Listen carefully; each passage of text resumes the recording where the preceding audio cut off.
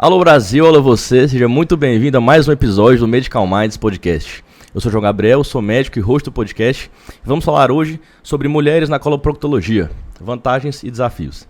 E para estar junto com a gente, trouxemos aqui a doutora Vitória de Souza Oliveira, ela que é graduada em Medicina pela Universidade Federal do Tocantins, residência médica em cirurgia geral pelo Hospital Estadual de Vila Alpina, São Paulo, capital, residência médica em coloproctologia no Hospital Mário Gatti, em Campinas, São Paulo, coloproctologista no Hospital Geral de Palmas, médica da equipe de cirurgia oncológica no Hospital Geral de Palmas e membro da Sociedade Brasileira de Coloproctologia. Vitória, muito obrigado pela participação aqui no nosso podcast. É estranho eu falar nessa formalidade toda, né? A gente fez faculdade junto, né? Parecendo que eu estou entrevistando uma pessoa que eu nunca vi na vida, aquela coisa. Mas obrigado pela participação com a gente aqui. Eu que agradeço, é um prazer estar aqui com vocês. Igualmente. E aí eu queria começar, antes de abordar o assunto propriamente dito, que você falasse um pouco da sua história, de onde você veio, onde você fez faculdade, tudo. Algumas respostas, como eu falei, eu já sei, mas passar para a nossa audiência para a gente conhecer um pouco melhor. Sim. Então, eu nasci em Anápolis, morei minha vida inteira em Goiânia, e aí eu passei para o vestibular de medicina, comecei no ano de 2012, 6 anos na UFT, junto com o João Gabriel. Depois eu logo passei para cirurgia geral em São Paulo, pelo esquema do Sul São Paulo. Fui para o Hospital Estadual Vila Alpina, onde cursei 2 anos de cirurgia geral. Na minha época ainda eram os 2 anos. E logo em seguida também já emendei a residência em Campinas, São Paulo, de coloproctologia no Hospital Mário Gatti.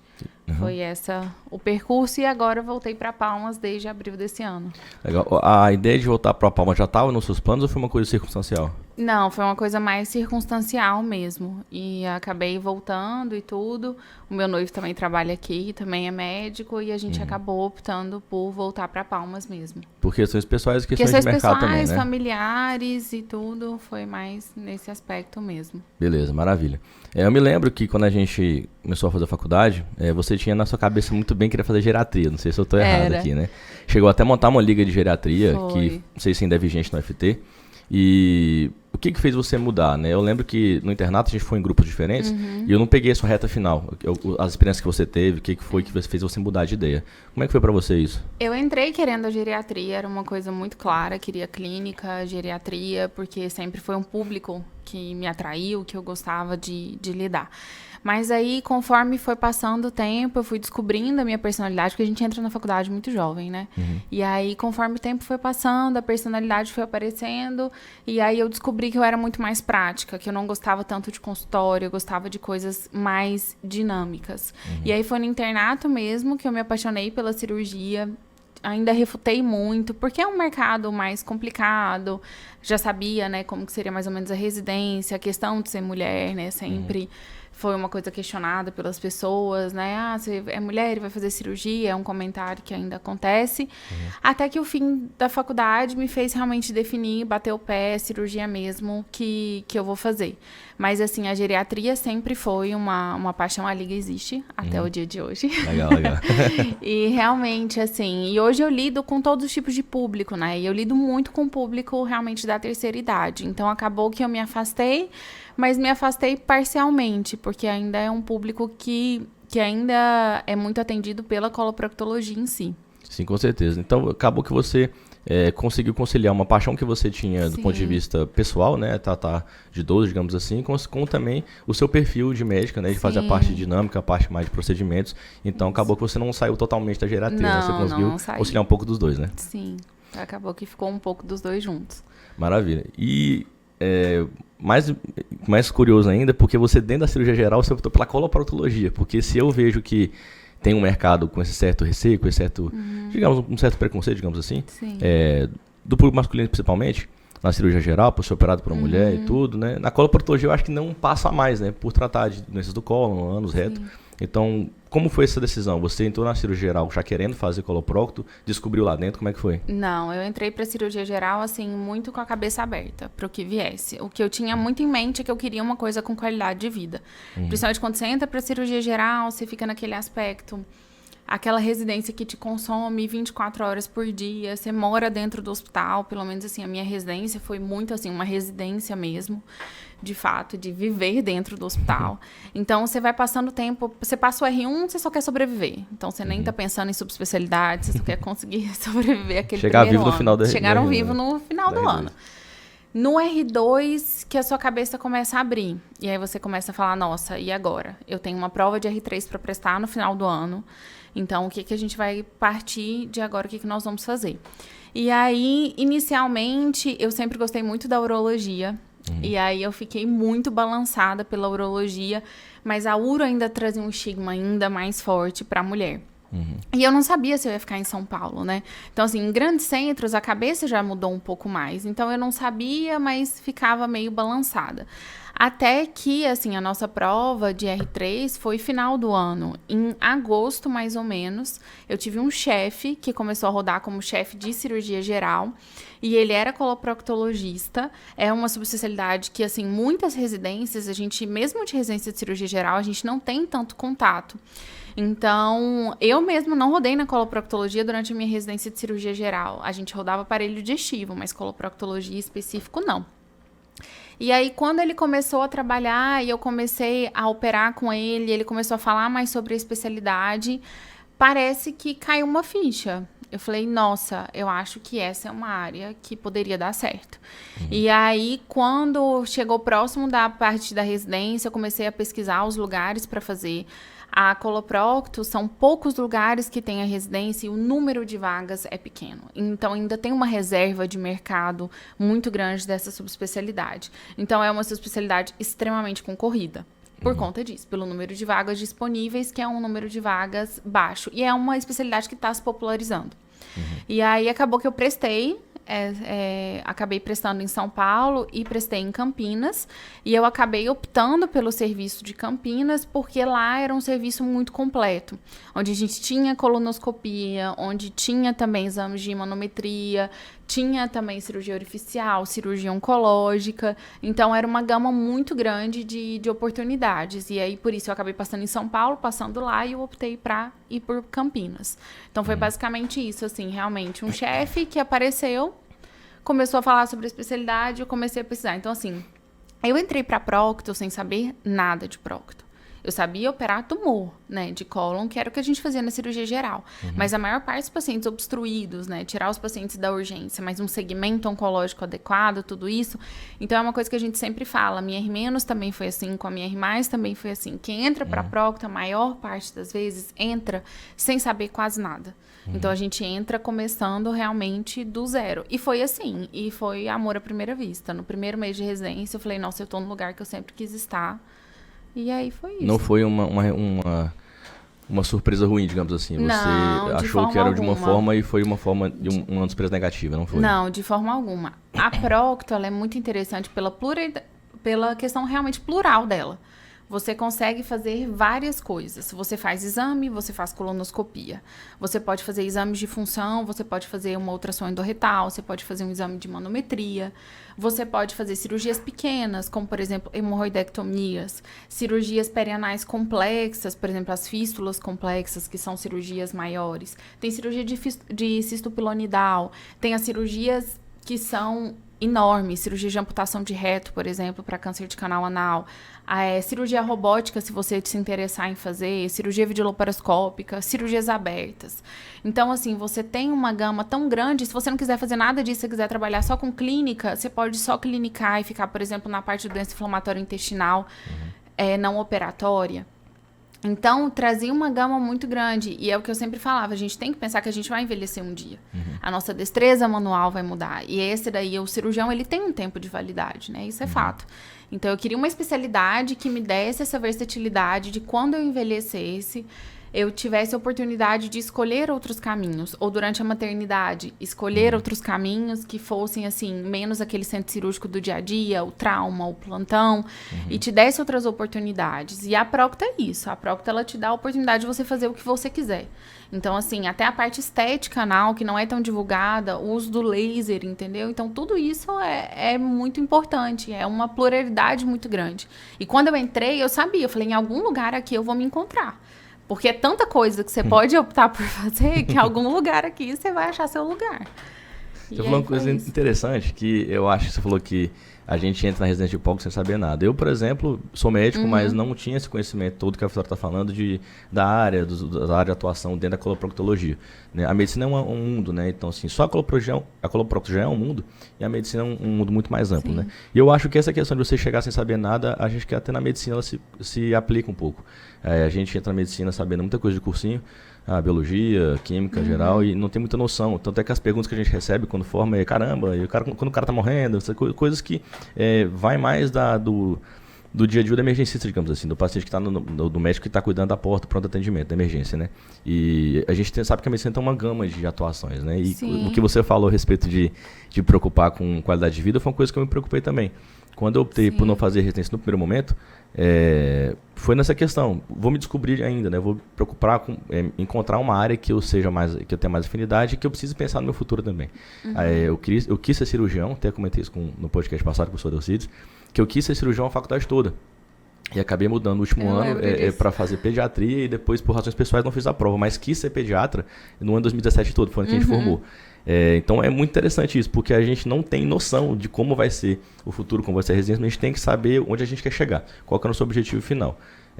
No seu caso, com a coloprocto, você conseguiu se encontrar numa área que conseguiu conciliar tanto a sua habilidade quanto a sua questão pessoal, porque você sempre falou que queria ser mãe, aquela coisa muito importante para você. E quais são os seus planos em relação a isso? Você quer futuramente ter só o seu consultório, fazer só atendimento, operar uma vez por semana? Como você quer conciliar a família com o trabalho? Assim, hoje eu faço tudo da Procto, né? Eu atuo tanto com cirurgias orificiais, tenho um ambulatório de coloprocto, tenho um ambulatório de doença inflamatória intestinal, opero com a parte oncológica, né? Com a cirurgia da oncológica, também do Hospital Geral, faço manometria, faço colonoscopia. Então, assim, hoje eu não fiz nenhuma escolha. Hoje, assim, eu também acabei a Procto agora em março, então acaba assim que eu sou uma recém-formada, né? Então eu tenho um tempo aí para pegar toda a experiência que eu puder. Então eu tô num momento que eu tô abraçando tudo, mas em algum momento as coisas vão diminuir. A tendência é realmente diminuir as cirurgias muito grandes, né? Assim, as cirurgias oncológicas e tudo, acaba que essa tendência é de diminuir. Mas parar de operar não tá num plano tão cedo na minha vida. Muito mais parar de fazer colonoscopia, que é uma coisa que eu gosto muito. E o próprio ambulatório, que eu também gosto muito de fazer, assim, por incrível que pareça. Eu nunca fui uma pessoa de gostar muito de ambulatório, quando a gente fazia medicina de família, né? Quase morria. Mas, assim, na Procto eu já acho diferente. Na Procto já é uma coisa que eu gosto. Até o próprio consultório mesmo me traz satisfação. A parte mais difícil, realmente, ao meu ver, é a parte das doenças inflamatórias intestinais, pela complexidade dos pacientes. Então, assim, talvez esse não é um público que eu vá mexer até o final da minha vida, né? Mas, assim, ainda hoje é uma coisa que me agrada muito e que eu não sei o que vai mudar pra frente, né? Mas realmente, assim, eu acho que a questão, por exemplo, do aspecto de ter filhos, você consegue diminuir as cirurgias maiores, aquele paciente que vai requerer que você passe visita todos os dias e que tem o risco de fistulizar, e é o paciente que tem risco de urgenciar. Essas são cirurgias que a gente realmente vai tentando diminuir ao longo da vida, quando eu falo de mulheres, né, pessoas que pretendem ter filhos e tudo. Se não, a pessoa pode mexer só com isso. Eu tenho amigas que fizeram robótica e só fazem cirurgia grande e, assim, se encontraram nisso, e é algo maravilhoso, com uma competência exímia, tanto quanto qualquer outro profissional. Mas, assim, é uma questão muito pessoal mesmo. Então, a Procto é mágica por isso. Ela te dá a oportunidade de você escolher o que você vai fazer. Caramba, no caso, quando você teve esse insight com o seu chefe lá, que era coloprocto, ele já te apresentou essas possibilidades, esse leque de atuações, Não. ou ele só falou da área como na parte médica, digamos assim? A minha conversa com ele foi muito pouca. Eu acho, assim, até que ele não sabe até hoje que ele foi um divisor de águas na minha assim, vida. Não, assim, a gente tinha uma cirurgia, era um tumor de reto que tinha sido operado, e era uma reoperação, porque tinha fraturado o tumor. E aí eu entrei na cirurgia com ele e eu vi ele operando um reto. Eu falei, eu quero operar um reto desse jeito. Foi assim, basicamente. E aí, depois eu comecei a conversar. Eu falei, você também fez colono? E ele mexe com a parte mais oncológica e tudo. Hoje ele é da equipe do Einstein. E ele sempre falava assim, não, eu faço colono também, mas eu gosto muito da parte oncológica e tudo. Ele falou, mas a Procto tem muita coisa que você pode fazer. E aí eu mesma sentei e fui pesquisar e fui ler sobre. Então foi assim, basicamente isso. É uma especialidade muito nova, relacionada, tipo, quando você para pensar com as outras especialidades, ela é uma especialidade muito nova. A sociedade brasileira foi criada em 1945. Então, não é uma sociedade tão antiga assim quanto outras sociedades que tem, né? O nosso divisor de águas da Procto, inclusive, foi uma mulher, que é a doutora Angelita Gama, né? Que foi ela, a chefe da cadeira da Coloprocto da USP, a primeira residente cirurgiã da USP, mulher.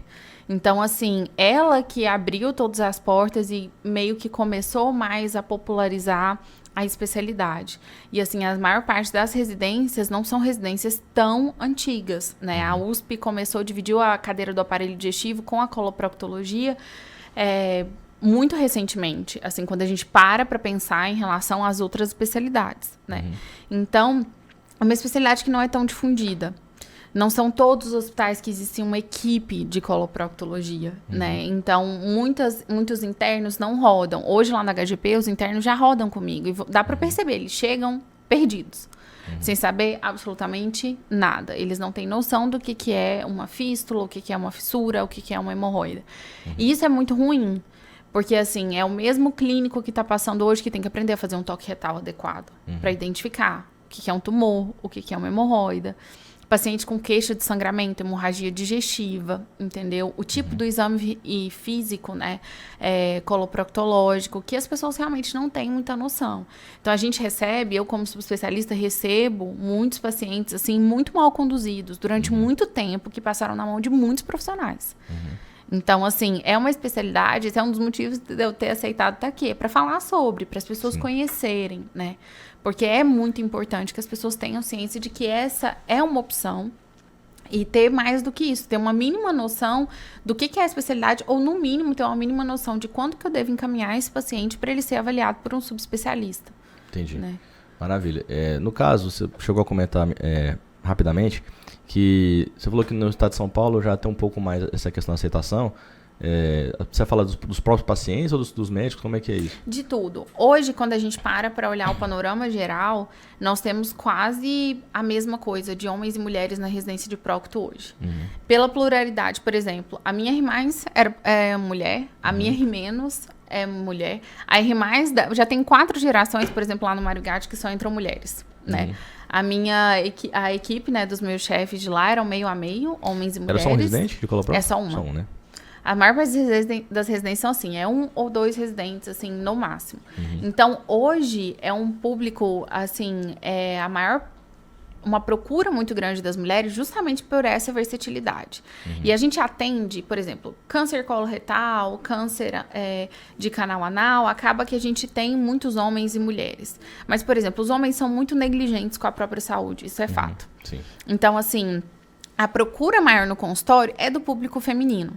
É da mulher que é constipada, é da idosa que é incontinente fecal, entendeu? Então, assim, muito esse público. A gente tem também muito público homossexual também, que aparece bastante. E a gente tem o público dos homens, que é ainda um público um pouco mais retraído. Mas quando eles aparecem, geralmente eles têm uma doença já mais avançada. Então, hemorroida, por exemplo, que já tem indicação cirúrgica, o homem que já está com a fissura que já é crônica, porque eles têm uma resistência maior de procurar ao médico, né?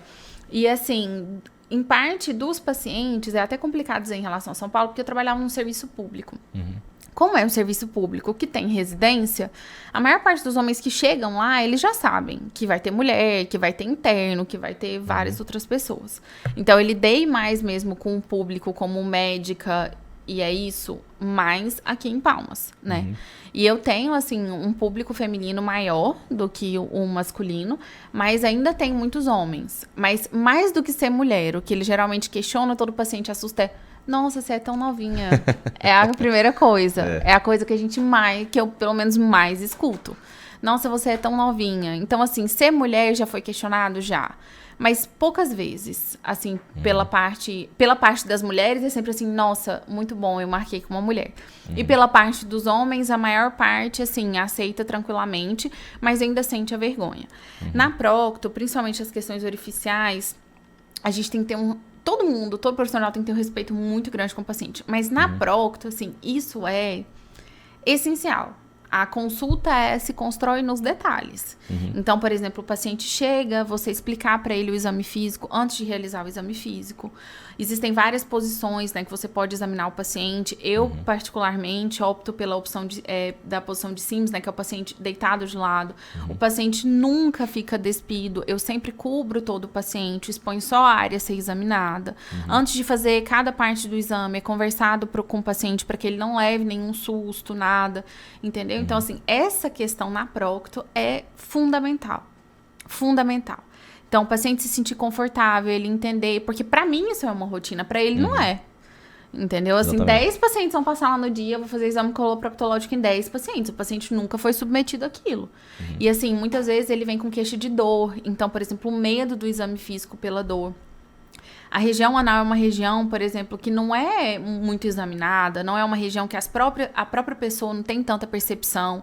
Então, muitas vezes, assim, o paciente chega no consultório com outra queixa e você pergunta se tem alguma questão no ânus e tudo, e a pessoa, às vezes, nunca reparou, e você vai fazer o exame físico e tem uma hemorroida significativamente grande, mas a pessoa, assim, nunca parou para notar.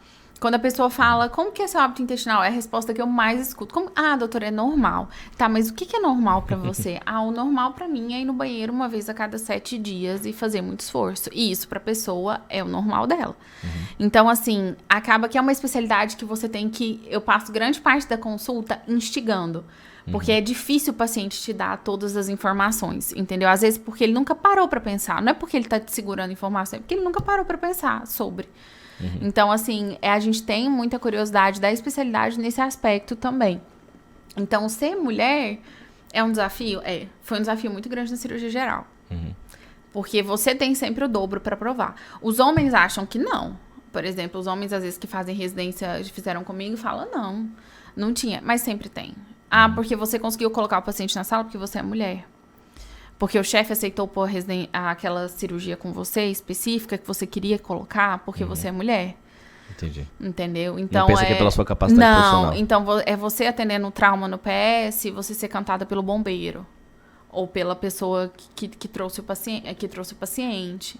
Então, assim, por exemplo, um carcerário ser trazido por um policial e o policial olhar de cima e embaixo com você, pra ele entender que ali, quem tá comandando aquele plantão é você, não é ele.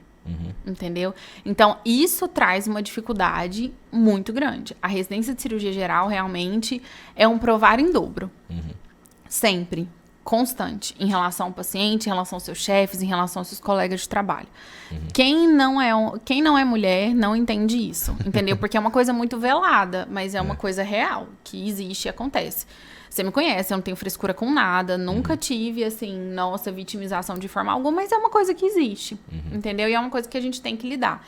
Na proctologia, como ainda é um ambiente feminino, de certa forma, a minha residência era, né, nós éramos, em maioria, mulheres, então, assim, a gente notava isso um pouco menos.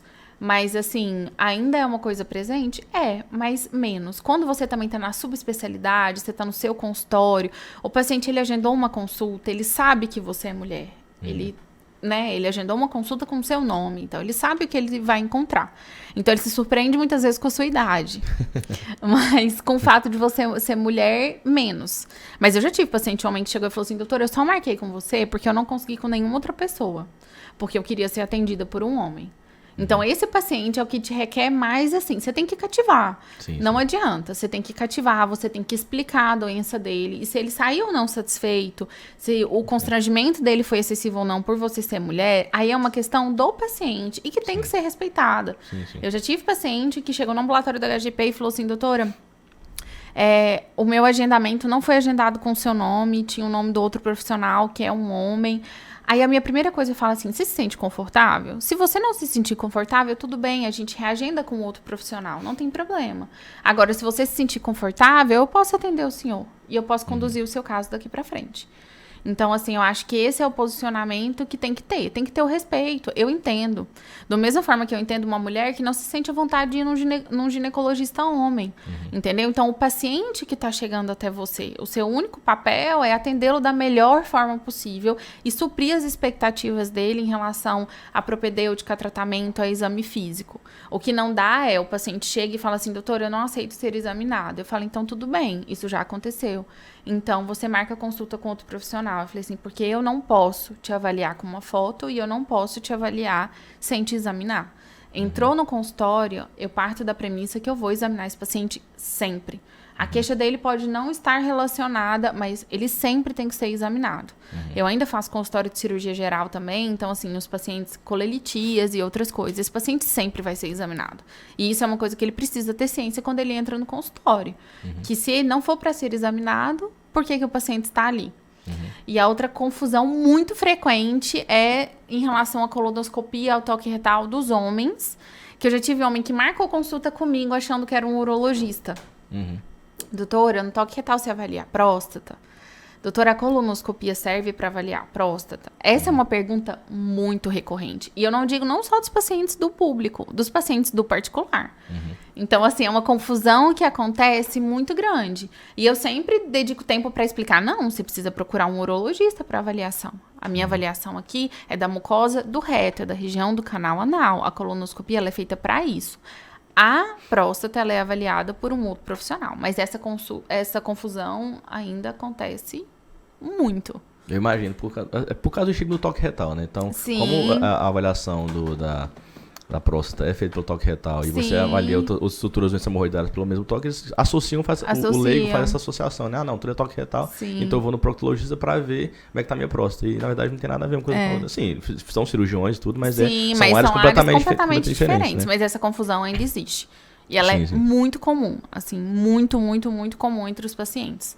É engraçado que você falou essa questão do homem, uma rotina pra gente, né? A gente às vezes esquece que o paciente tem vergonha, muitas vezes, né? Sim. Eu lembro, quando eu faço ultrassom também, e às vezes eu esqueço que a paciente tem vergonha de transvaginal. E aí eu falo com muita naturalidade, pois não, vai se trocar tudo, fica à vontade, assim, assado. Aí elas, às vezes são pacientes mais novas, mais jovens, e fica aquela vergonha. Aí eu tenho que me tocar, não, calma, vai ser bem tranquilo, relaxa, vai apagar a luz, vai colocar o paninho por cima. Eu tenho que deixar a paciente o máximo confortável possível, né?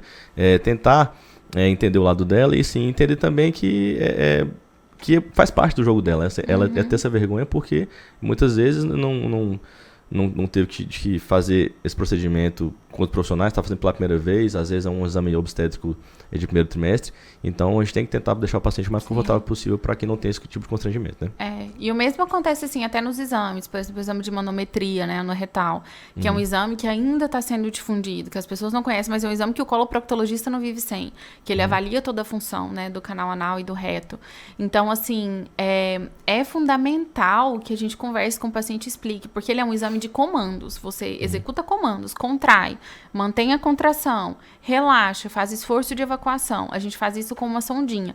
Então, é importante você sempre manter o hábito. Eu mostro a sonda para o paciente, mostro que tem um balão na ponta, mostro que ele vai sentir uma água escorrendo e que é só uma água, que ele não precisa ficar...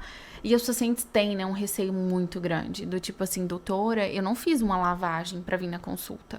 Eu não, assim, os pacientes, a mesma repulsa que eles têm em relação às fezes, do que é sujo, né, eles meio que acreditam que você tem. É igual a mulher que é examinada no período menstrual. Isso. Então, é uma coisa muito, assim, que elas chegam assim, doutora, mas eu tô menstruada. Eu falo assim, não tem problema, né, a minha função aqui é te examinar da melhor forma possível. Então, assim, sempre, sabe, examinar o paciente, você limpa, higieniza depois o paciente, não deixa o paciente sair, por exemplo, cheio de gel, né, as mulheres que estão lá, que trouxeram absorvente, por exemplo, que estão em período menstrual, eu sempre tento, tipo, dar um absorvente limpo para paciente. Então, assim, são esses pequenos cuidados que fazem muita diferença. A gente tem menos contato, por exemplo, na colonoscopia, né, porque... Outro profissional pediu o exame, o paciente chega, você já vai sedar o paciente, mas eu sempre tento conversar antes, porque tem paciente, às vezes, que pesquisa no Google. E aí você pesquisa, né? Colonoscopia no Google. Aí pronto, aí sai todo mundo com colostomia e aquela confusão. Então, assim, esse questionamento também das complicações relacionadas ao exame, é muito importante que o profissional que pede o exame, que ele também converse com o paciente, né, sobre. Porque o que eu vejo é muito que os pacientes chegam para fazer colono, quando são meus pacientes é mais tranquilo, porque eu já conversei no consultório. Mas quando são, assim, que é a maioria, né, os pacientes de outras pessoas, os pacientes chegam, assim, muito perdidos. E para mim é um hábito, é rápido. Para o paciente já não é. Exato. Então, assim, a gente sempre tem que ter essa noção muito, muito, muito, assim, importante. Conversar sobre os diagnósticos, paciente, por exemplo, que tem, né, aqueles desprazeres de chegar com suspeita de hemorroida e aí você examina e é um provável SEC de canal anal. Então, a conversa já é uma conversa tomando um outro rumo também. Então, assim, o conversar com o paciente é a coisa que eu mais aprendi na minha residência. Que o conversar com o paciente é a coisa mais importante, assim, que a gente pode fazer. Em qualquer tipo de especialidade, seja fazendo exame, seja fazendo consulta, seja o que for. A gente tem que conversar com o paciente o tempo todo e explicar. Muitos pacientes não vão entender. Muitos pacientes realmente têm uma limitação cognitiva, tem paciente que simplesmente fica tão nervoso na hora da consulta que ele não entende. Então, assim, escreve. Então, eu costumo deixar minhas orientações escritas do pós-operatório, todas as orientações. Aí tem uma listinha de orientação que ele leva para casa. Uma listinha de remédio com os horários certinhos que ele tem que tomar, que ele leva para casa. Porque, às vezes, o paciente sai tão, assim, perdido, que ele não sabe o que esperar. E quando a gente fala de cirurgia, é muito importante a gente conversar. Principalmente cirurgias da região anal. É uma cirurgia de um pós-operatório extremamente doloroso. Independente de onde esse paciente vai fazer. Ah, vai ser com laser, vai ser uma cirurgia convencional. É um pós-operatório doloroso quando a gente fala do tratamento cirúrgico hemorroidário. Então, o paciente ele precisa ter uma ciência sobre o repouso, sobre o que vai aliviar a dor dele, o que são sinais de alarme. Então, assim, são conversas também mais longas. Por isso que as minhas consultas, geralmente, não são consultas rápidas, são consultas um pouco mais demoradas. Apesar de ser cirurgião, de ser resumido, né, você tem que ser muito assertivo em relação à expectativa do paciente em relação ao pós-operatório dele. Porque não adianta nada, se indicar a cirurgia, operar e seu paciente que vai voltar extremamente insatisfeito, nossa, você não me avisou. Como que eu passei por tudo isso e você não me explicou? E tem paciente que você vai explicar tudo e ele vai voltar depois e falar assim, nossa, eu não me lembro de nada, eu não sabia que ia ser assim. Mas você fez sua parte, sabe? De pelo menos explicar.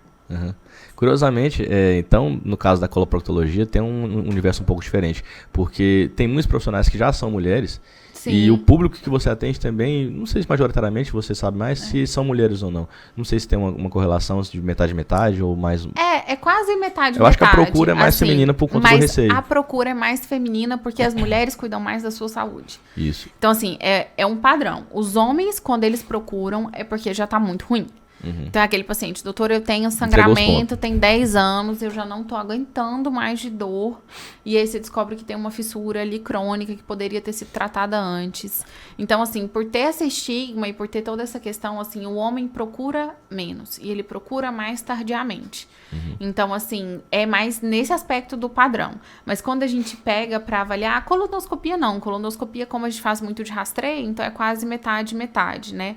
O exame de manometria no retal, a gente acaba fazendo muito mais em mulher, porque a fisiopatologia dos distúrbios do assoalho pélvico estão muito relacionados com constipação, que é mais prevalente no público feminino, pós-gestacional, que né, são as mulheres, então, assim, a incontinência fecal, essas outras queixas, então acaba que a gente atende muito esse público. E os homens, geralmente, são mais os pré-operatórios, né, de hemorroida, de fístula, que a gente acaba fazendo. Então, assim, mas acaba que quando você coloca no papel... No total de tudo, é quase um meio a meio, né, do que a gente atende. Mas no consultório mesmo, no particular, eu costumo atender mais mulheres. A procura espontânea é mais por mulheres, tanto por essa questão das mulheres se cuidarem mais naturalmente e por conta desse estigma também, que eu acho que é a tendência que vai reduzindo, assim, a passos lentos, digamos assim, mas a tendência que vai reduzindo. Mas, assim, é interessante mais você... entender que depois da cirurgia, depois da tempestade vem a bonança, digamos assim. Você passou por um período bem mais conturbado para a mulher, digamos assim, que é a cirurgia geral, que vem o trauma. E aí eu acho que por fora, se eu estiver errado, tem mais público masculino por conta do trauma. Então vem facadas, homens se envolvem mais em brigas de bares, em acidentes automobilísticos, motociclísticos. Eu acho que questão de pedra na vesícula, eu não sei se é mais prevalente um e outro, mas eu acho que na emergência, na sala vermelha de uma cirurgia geral, é um público mais masculino. E naquele caso, acredito que o preconceito, embora exista, do paciente, acho que é menos porque ele quer salvar a vida dele. Então, se ele tomar uma facada na barriga, ele quer que você opere independente de quem você seja. No conceito da urgência Isso, por mais que ele tenha aquele susto pela sua idade, por você ser mulher, eu acho que nesse contexto ele vai ter um pouco mais de tolerância do que ele ter uma doença hemorroidária que está com sangramento retal ativo, ele vai te procurar porque tô sangrando. É diferente o eletivo da urgência. Na urgência, o paciente não interessa quem está avaliando ele só quer resolver o problema. Ele só quer que o problema problema dele seja resolvido. Então, assim, na urgência, realmente, é mais uma questão do preconceito profissional. Muito menos dos pacientes. Por exemplo, no PS, pacientes que tinham queixas urológicas. Esses daí realmente tinham, né, aquela coisa assim, eu já tive paciente que falou assim, não tem um homem pra me avaliar. E aí, nesse plantão, nós só éramos mulheres, inclusive minhas chefes. Então, eu falei, olha, infelizmente, não tem nenhuma outra pessoa que não seja uma mulher aqui pra te avaliar. Médico só tem a gente, pode Médico ter outra só pessoa. tem a gente, mas agora, cirurgiã é o que temos. Então, assim... Tem essa questão da urgência. Agora, o eletivo é diferente. O paciente que, igual eu te falei, o paciente que agenda a consulta com você, ele sabe que você é. E assim, a gente trabalha muito com indicação de outros profissionais. Então, assim, às vezes você tem homens que aparecem muito, porque fulano de tal me indicou você. Então, assim, as coisas estão mudando também em relação à indicação médica, pra gente ainda é muito importante a indicação interpessoal, né? Entre os profissionais médicos. Então, assim, é o que eu sempre falo, às vezes eu converso com os internos, eu falo, gente, tenta ser um exímio profissional desde o seu primeiro dia de faculdade, porque você nunca sabe. O mundo é um ovo. Você roda, roda, roda e às vezes você cai com as mesmas pessoas que você foi profissional um dia, que você foi o residente, que você foi o acadêmico, que você foi o interno. E as pessoas observam você o tempo todo. Então, assim, quando eu voltei para Palmas, foi uma coisa muito nítida para mim. Porque é muito gratificante ter pessoas que te conheceu na época da sua formação e que hoje te mandam pacientes. E você fala, nossa, te conheceu dali. Depois você foi embora. Eu fui embora para São Paulo, fiquei 4 anos fora até voltar. E aí, quando você recebe uma indicação de uma pessoa que era um chefe seu, que era uma pessoa conhecida sua, que era da sua sala, que era... Isso daí vale a pena. Então, vale a pena a gente construir. A construção da nossa rede na medicina é desde o nosso primeiro dia na faculdade. E isso é uma coisa inegável. Porque a gente nunca sabe. E assim, acaba que, principalmente dentro das sociedades, por exemplo, a Sociedade Brasileira de Coloproctologia, nós somos muitos profissionais, mas todo mundo conhece todo mundo. Então, assim, as coisas se ligam muito. Então, é muito importante. E eu ainda acho que a ferramenta mais válida para trazer pacientes para o seu consultório é a sua competência profissional, que é atestada pelos seus colegas médicos. Não existe, assim, eu realmente acho que as redes sociais são importantes, o Instagram é importante, essas outras coisas, mas, assim, o paciente, ele se sente muito mais seguro em você quando ele foi indicado por alguém que ele conhece, por um médico que é da confiança dele. Então, assim, isso é uma coisa que a gente não pode nunca perder de vista. Essa questão da competência e da validação que a gente tem pelos próprios colegas. Sim. Né? E eu sou prova viva que você sempre construiu isso, né? Você sempre teve as melhores notas da sala, aquela coisa, né? Sempre foi muito profissional, tanto dentro da academia mesmo, né? Fazendo provas e tudo, e também na parte prática, né? Você sempre foi muito profissional, muito certinha, né? Digamos assim, muito criteriosa, né? E aí, se você fosse dar uma dica para quem quer ser cirurgiã, alguma mulher, você indicaria coloprocto? Sugeriria uma outra especialidade cirúrgica que você tem um certo conhecimento e tudo? A cirurgia geral, eu costumo falar para qualquer pessoa, seja homem ou mulher, eu acho que ela deve ser a sua última opção no aspecto que você não gostou de mais nada e você só gosta de cirurgia, faça cirurgia. Se você vê outras opções diagnóstico de exclusão, carreira, né? Se você vê outras opções de carreira, vá para outra profissão. Por que eu sempre falo isso? A cirurgia, ela demanda muito. Ela demanda muito durante 2 anos, que foi na minha época, mas é um longo período. A cirurgia tem uma urgência muito grande. Por quê? Se você é clínico, às vezes, o paciente chega, você tem um período, tirando assim ali na sala vermelha, você tem um período para você avaliar aquele paciente e determinar a medicação e estabilizar o paciente e tudo. Tirando assim situações, né, de parada cardíaca e tudo, você tem um determinado tempo. Na cirurgia isso não existe. O paciente chegou, ele é o trauma grave, você tem que fazer todo o protocolo da TLS, você já tem que garantir via aérea, você já tem que entubar, não deu certo para entubar, você já tem que fazer a crico. É abdômen agudo, você já sobe o paciente, abriu a barriga, você não tem como sair, pegar um livro e ler o que você vai fazer, você tem que resolver o que tá ali na sua frente na hora. Por esse senso de urgência tão grande em tudo na cirurgia, os nossos chefes são muito mais rígidos. Pela importância e pela seriedade da coisa ali no aspecto da urgência de todos os atos que você... Então, você tem que ser muito assertivo e muito rápido em tudo que você faz. Então, ela é uma residência que ela te suga a sua energia vital, basicamente. E é isso, e é o objetivo dela, é te preparar para lidar com um estresse muito grande. Não digo que é completamente certo, não digo que a condução das residências de cirurgia geral é a mais adequada para o ensino, mas isso, assim, é um assunto muito mais profundo. Mas, assim, se você não é completamente encantado por aquilo, é um massacre, entendeu? Então, é o R1 que não dorme há 35 horas, e aí aparece um apêndice, e aí surge uma luz na sua vida, e você fica feliz, porque aqueles 40, 30 minutos de cirurgia já valeu a pena as suas 35 horas atendendo e suturando cabeça de bêbado no pronto-socorro, entendeu? Então, assim, é exatamente isso. Então, tem que fazer uma coisa que faz valer a pena pra você. Então, assim, são anos sofridos? São. Sofri muito, mas construiu a profissional que eu sou. Não me arrependo de forma alguma de ter feito a residência que eu fiz. E, por outro lado, aquilo ali a gente brinca, né? Que a residência é formadora de caráter. Porque aí você constrói, assim, um outro tipo de profissional. Né, de acordo com o serviço que você trabalha, a forma como você é instruído, os chefes que você tem. Então, você aprende muito, né?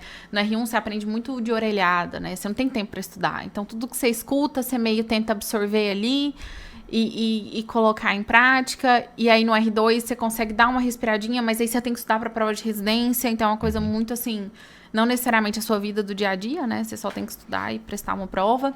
Só um parênteses, muitos querem trabalhar também, às vezes para completar a renda, acabam tendo que trabalhar, fazer plantão no day off. Fazer plantão. Então, assim, é muita coisa. Então, se você é apaixonado por aquilo, é tão difícil, sabe? Como foi difícil na minha época, e eu era muito apaixonada. Muito apaixonada, assim, encantada. Meu olho sempre brilhou em toda cirurgia que eu entrava, e era uma coisa, assim, que realmente me satisfazia, que me alegrava. E mesmo assim, foi tão difícil. Então, por isso que eu falo, se a pessoa tem uma outra opção, se ela se imagina fazendo outra coisa, faz outra coisa, entendeu? Faça ali a cirurgia e conheça a residência que você vai entrar.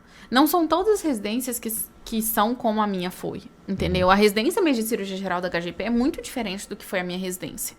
Então, assim, o índice a questão da hierarquia, a questão da cobrança, né? A gente vê um padrão muito firme em São Paulo das residências. Então, assim, conheça. Saiba como funciona o serviço. Tem gente que se adequa a um tipo de serviço ou outro tipo de serviço. Eu tenho colegas que sempre falaram assim, Vitória, eu quero fazer plástica.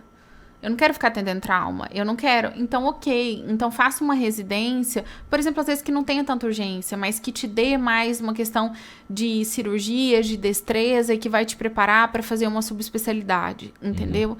Então, assim, conheça o perfil de residência que você vai entrar, porque nem todas as residências são iguais.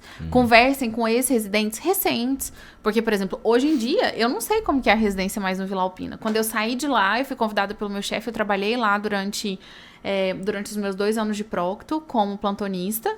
E, assim, já tinha mudado muita coisa. Lembrando que eu fiz a minha residência de procto num contexto de pandemia, né? Foram os 2 anos de pandemia, a minha residência de procto. Então, mudou muito o perfil do paciente, por exemplo, da cirurgia geral. Porque fecharam as portas de quase todos os pronto-socorros, né? Os pacientes tinham medo de ir pro pronto-socorro. Então, a gente atendia um perfil de paciente que já, quando chegava, já estava muito grave. E aí vinha paciente com Covid junto, e aí aquelas dores abdominais, que às vezes você achava que era um abdômen cirúrgico, o paciente estava era com Covid. Então, assim, foi um contexto muito atípico, né? Sim. Mas o basal mesmo é aquele trauma todos os dias e tudo. Então, assim, em relação à cirurgia geral é isso. Se você imagina fazendo outra coisa, faça outra coisa. Em relação à procto, eu acho uma especialidade fantástica e sempre vou achar. E, assim, eu acho que é uma especialidade pertinente para qualquer pessoa que goste de cirurgia. E, assim, a gama, igual eu te falei, é uma especialidade muito difícil de você não se encontrar em algum lugar. Entendeu? Então, tem gente que, eu odeio o assoalho pélvico. Não quero mexer com isso, quero só mexer com barriga, quero só operar câncer. Tudo bem. Tem gente que não gosta, por exemplo, de doença inflamatória intestinal. A minha residência, por exemplo, ela tinha um perfil que o ambulatório de doença inflamatória era responsabilidade da proctologia. Os pacientes da clínica, eles rodavam lá, mas o ambulatório era da procto. Então, a gente passou, né, 2 anos conduzindo ambulatório de doença inflamatória intestinal. E não é toda residência, sim. Tem residência que a doença inflamatória é da gastro. E aí as complicações cirúrgicas ficam com a procto. Então, assim, saber o perfil da sua residência. Tem residência, por exemplo, que não oferece colonoscopia como parte do seu currículo, eu digo assim, no aspecto de você sair com mão mesmo, né, da prática do dia a dia, né? Tem residências, por exemplo, que geralmente eles têm uma residência de endoscopia e aí quem termina procto faz endoscopia. Como eu não tinha interesse em fazer endoscopia digestiva alta, eu escolhi uma residência que tinha colono e que me deu mão de colono e de procedimentos dentro da colonoscopia que me permitiram fazer o que eu faço hoje. Então, assim, mais do que além de escolher a subespecialidade, essa é a primeira etapa, mas escolha aonde você vai fazer residência. Baseado no perfil da residência e se ela atende o que você deseja. E nunca é olhando só para a residência, é olhando lá na frente. Eu vou sair dessa cidade, eu quero procurar outro lugar, eu quero, assim, a única coisa que tem que ser unânime em qualquer lugar, você tem que ser bom residente. Porque todo mundo se conhece e todo mundo vai falar de você. Independente de onde você for, para onde você for, sempre vai ter alguém conhecido.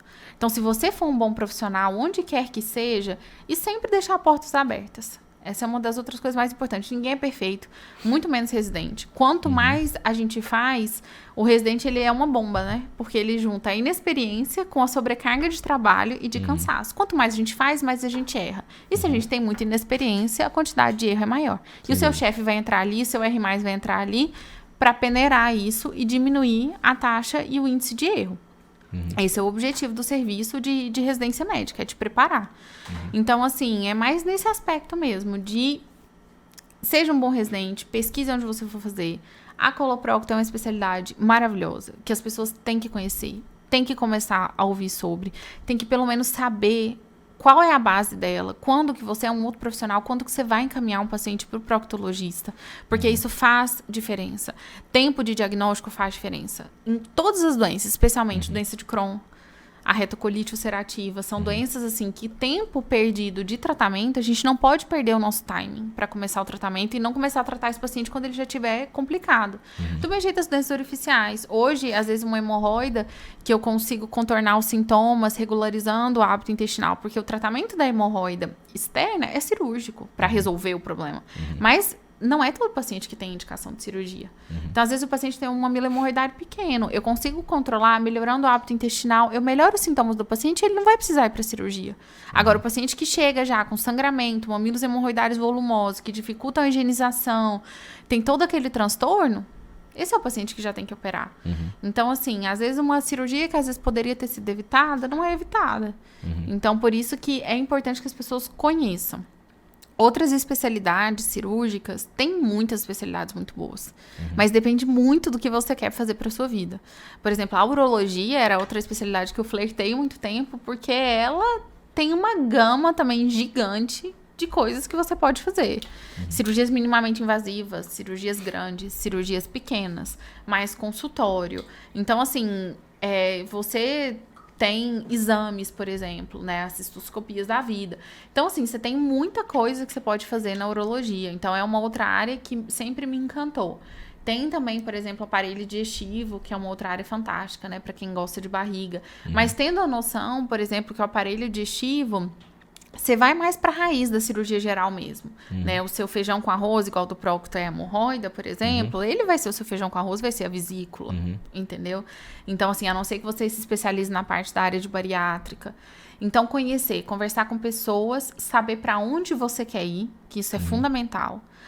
Eu acredito muito assim, que se você é bom profissional, qualquer lugar do mundo que você vá, você vai conseguir se dá bem, entendeu? Mas é aquela coisa, é de grão em grão, de dia em dia, a pessoa te conhecendo, a outra pessoa te recomendando. Então, é assim, sendo profissional, um bom profissional, você vai se dar bem em todo lugar.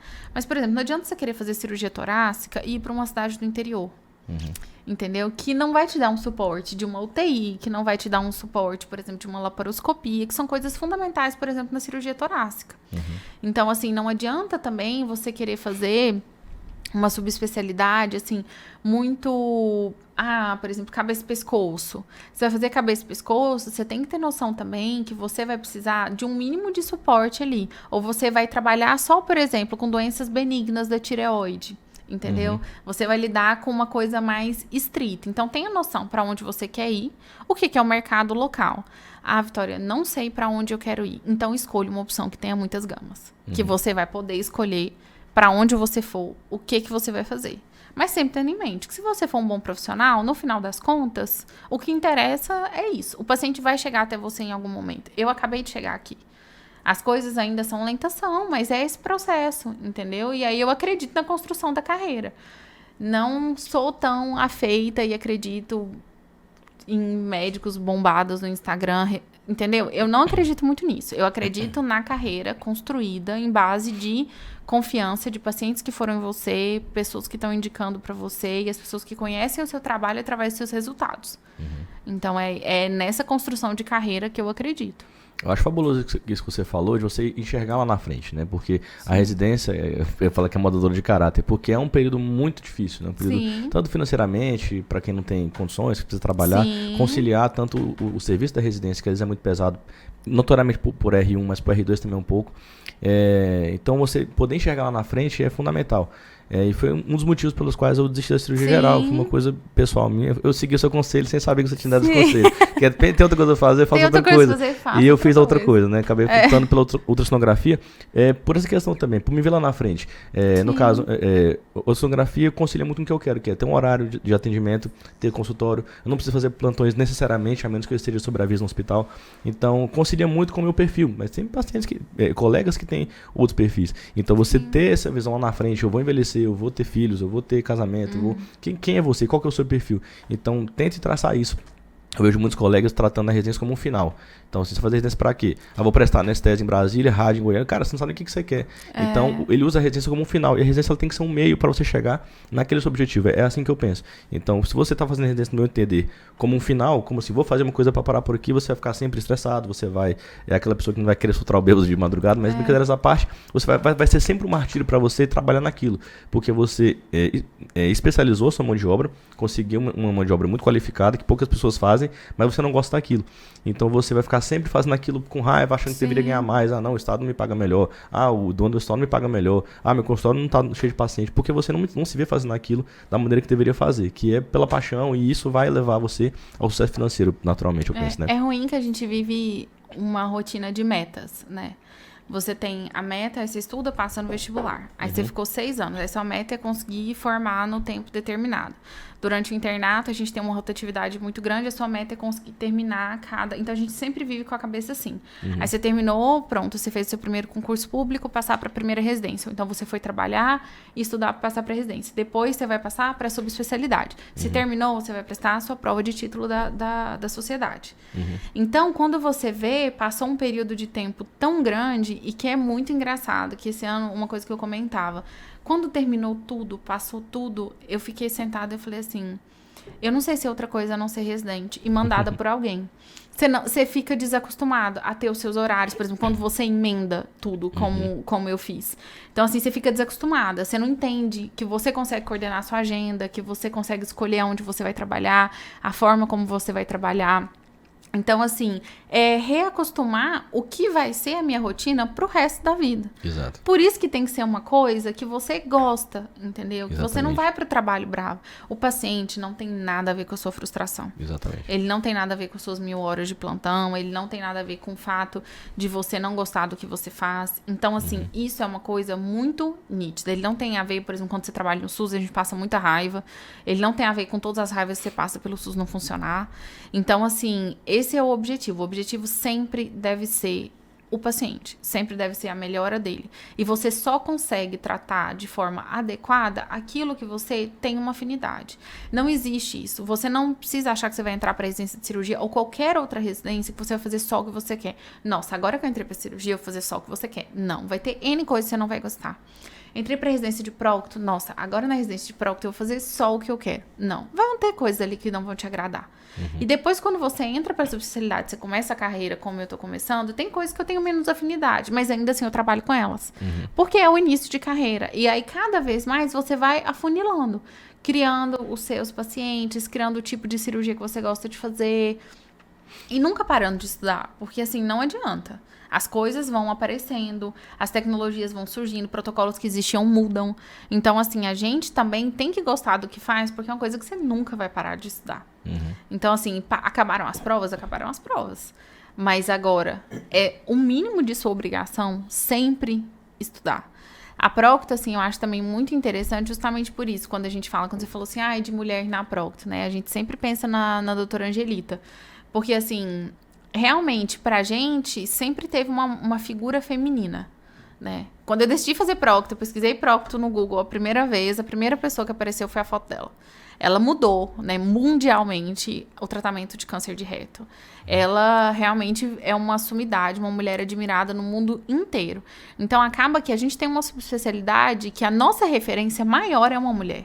Diferente de qualquer outra especialidade cirúrgica que a gente para pensar. Então, assim, isso é muito interessante. E isso acaba que, querendo ou não, validou muito a presença feminina nessa subespecialidade. Isso pesou pra você escolher a colo em detrimento da uro? Não, nem tanto. Né? Não necessariamente. Não foi, assim, um divisor de águas. Mas é reconfortante. Você vê que veio uma mulher antes de você, que ela lutou e ela conseguiu tanta coisa e ela foi uma referência. Legal. Então, assim, isso é muito bacana. Os pacientes não sabem, né? Tirando as pessoas de São Paulo, as pessoas não conhecem a doutora Angelita. Mas, assim, pra gente, dentro da subespecialidade, é, assim, muito reconfortante. E sempre vão ter os estigmas, né? Nossa, por que você tem cara de dermato e você vai mexer logo com isso, né? É uma das coisas que eu mais escuto, por exemplo. Mas, assim, é a certeza de que onde tem parte anatômica do corpo humano, existem doenças, existe sofrimento, existe comprometimento da qualidade de vida da pessoa e tem que ter algum profissional para lidar com aquilo. Então, que seja algo que você goste de fazer, que você vai fazer com excelência. Se for uma coisa que realmente você não gosta, por isso que eu sempre falava, assim, igual na residência de cirurgia geral, eu tive R- que entraram e não sabiam, não gostavam. Eu falei assim, sai da residência, não tem demérito nenhum em você desistir. Porque às vezes você entrou achando que era uma coisa e você chegou lá e descobriu que era outra. Não existe demérito nenhum em desistir, entendeu? Só faça o que você gosta. Mais um ano trabalhando que não sei o quê, mas você ficar na residência é a sua vida inteira fazendo coisa que você não gosta.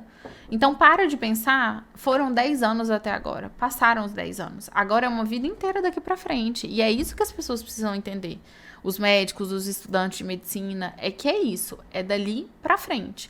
E é normal ter dúvida. Tem dúvida, tem várias possibilidades na cabeça, trabalha um ano. Lida com o público, vê o que você descobre. Porque tem gente que faz medicina que simplesmente não gosta muito de lidar com o ser humano. E tá tudo bem. Existe a patologia, existe a radiologia. Existem especialidades que você não precisa daquele contato direto. Tem gente que tem pavor de centro cirúrgico, pavor de emergência. Existe a medicina de família. Existe a pediatria, por exemplo, que você não mexe com a neonato, nem entra no centro cirúrgico, entendeu? Então, assim, existem muitas oportunidades. Dentro da medicina, existe muita oportunidade. Para quem quiser fazer o que for fazer. O que está diminuindo agora são profissionais qualificados. Essa é a realidade. O que está diminuindo agora é gente que quer trabalhar, se especializar. O que está diminuindo muito é gente apaixonada pela profissão. E mais na busca da questão do dinheiro. A medicina começou a comercializar demais, né? Muito. E isso tem sido visto como um problema. E eu vejo isso porque eu passei 4 anos em São Paulo com internos rodando comigo. Hoje, do mesmo jeito aqui. Então, você ouve as conversas, você vê a forma de lidar. Então, assim, isso daí é uma coisa que tem mudado. Por isso que, às vezes, as pessoas falam, nossa, tem muita faculdade de medicina abrindo. Muita faculdade que não tinha condição de abrir. E eu sempre falo, essas coisas vão acontecer. Mas o que vai te validar é o seu trabalho. Porque não adianta, dentre todas essas pessoas, se você fizer o seu trabalho bem feito, um dia o seu lugar você vai achar. Talvez não vai ser, provavelmente não vai ser o lugar morrendo de ganhar dinheiro, entendeu? Porque, lógico, hoje a gente sabe que as subespecialidades que lidam com a parte estética são as mais lucrativas, né? Mas, assim, é o que vale pra você. Pra mim, hoje, o que vale é eu ser paga de forma justa, por todo o esforço que eu tive, mas principalmente meu objetivo maior é de que o paciente saia dali com o problema dele resolvido e bem resolvido, e sabendo que eu não fiz nenhuma iatrogenia. Não tenha medo de perguntar também as coisas, ninguém sabe de tudo. Então, tenha bons contatos de outros profissionais, pergunte, sabe? Você viu um caso que você nunca viu antes, ainda mais quando você está no início da carreira, é muito comum. Aqui no Tocantins, você sabe que é extremamente comum. Nosso internato era cheio dos casos raros, e hoje os ambulatórios que eu faço são cheios de casos raros, entendeu? Ainda hoje mando mensagem para os meus chefes e falo, doutor, você já viu isso? O que você acha que eu posso fazer? Não tenha vergonha de virar para o paciente e falar assim, olha, o seu é o primeiro caso que eu vejo disso. Vamos fazer, lógico, você tem que ter uma noção do início que você vai fazer e falar, olha, eu vou discutir o seu caso pra gente indicar pra ver o que vai ser a sua condução daqui pra frente. Não tenha vergonha de fazer isso. O paciente não vai te invalidar por conta disso. Entendeu? Sim. É muito melhor você ser honesto com o paciente e saber a conduta que você está tomando do que você sair fazendo coisas que vêm da sua cabeça e que sem comprovação científica e que talvez não vai trazer melhor e vai só retardar o tratamento. Entendeu? Não tenha medo de encaminhar ele para outro profissional. A gente não pode ter esse medo que eu vejo muita gente perder o paciente. Você tem que ter medo de não tratar ele de forma adequada. O seu medo não é de não perder o paciente. Então, assim, isso daí é outra coisa também que é fundamental. E o início é sempre difícil para todo mundo. E isso daí é uma coisa que a gente vê generalizado. O início é difícil para todo mundo. Mas a gente tem que ter perseverança e gostar do que faz toda a diferença. Perfeito. Não, acho fantástico o que você falou, porque acho que essa aqui é a base. Acho que é isso que está faltando, né? Pros demais, assim, não digo todos, mas e como por ter crescido muitas pessoas, né, o número de estudantes de medicina cresceu muito, faculdades também, então naturalmente surgem essas pessoas que vão fazer pelos mais diversos motivos, né, seja pela paixão, seja pelo financeiro, seja pelo status, enfim, cada pessoa tem o seu perfil, mas eu acho que a paixão por que você coloca na sua profissão, a sua dedicação, acho que é o mais importante. Então eu queria finalizar esse papo, foi muito esclarecedor, achei muito bacana esse bate-papo com a Vitória. A gente se conhece já tem uns 10 anos aí. Curiosamente foi engraçado, porque a Vitória, ela morava em Goiânia e morava num prédio. E eu cheguei, assim, me falaram, caramba, você vai estudar com a Vitória. Uma parente me falou, você está com a Vitória, assim, ela também passou, ela mora no meu prédio. E aí eu cheguei com o pé na porta, você que é a Vitória que mora perto da tal. Eu fui falando, a Vitória foi acabando no sorriso, regalando o olho. Tipo assim, de onde esse menino me conhece, né? Uma coisa que me marcou bastante. Mas, Vitória, fico muito feliz de você estar aqui com a gente e ver como você está desenvolvendo a sua profissão, ver colegas da nossa sala que estão caminhando, estão desenvolvendo e estão atingindo um sucesso profissional. Inclusive, já te procurei uma vez por um problema meu. Eu acabei resolvendo de outra maneira, por questões financeiras, mas assim, eu fico muito feliz de você estar desenvolvendo e que bom que você está aqui conosco aqui no nosso podcast, aqui em Palmas também. Qualquer coisa eu vou te perguntar, qualquer doença, hemorroidade de algum paciente que tiver aí, eu vou mandar para você. Pode ficar à vontade, estou totalmente à disposição para quem quiser tirar dúvidas sobre especialidades, sobre as residências no Brasil, sobre como funciona. Então, assim, é uma especialidade que tem que ser conhecida. Isso daí é o mais importante, independente se você é mulher, se você é homem, mas é uma especialidade que tem que ser conhecida e as pessoas têm que falar sobre e realmente saber da relevância e de que existe, né? Esse é o mais importante, que existe. Exatamente. Então, beleza, pessoal. Vamos finalizando esse podcast por aqui. O nosso Instagram é o @medical.minds com 2 S, tá bom? Vitória, tem algum Instagram que você queira divulgar? O seu pessoal, alguma coisa? O meu é @doutora Vitória Oliveira. Isso. Normal. Algum lugar que você atende, pro pessoal que queria te procurar? Eu atendo em diversos lugares. Eu atendo principalmente na Integral Clinic, aqui em Palmas, e também na Gastrodiagnóstico, e faço exames também na Gastrocentro. Maravilha, pessoal. Então, vocês podem procurar o Instagram dessas clínicas que ela atende, marcar o horário de vocês para fazer exames ou fazer consulta médica. E sigam a Vitória nas redes sociais aí, que ela disse que tem um pouco de vergonha, mas ela vai mudar isso. Eu vou mudar. Então, pessoal, um abraço para todo mundo. Obrigado pela audiência e fique com Deus. Um abraço.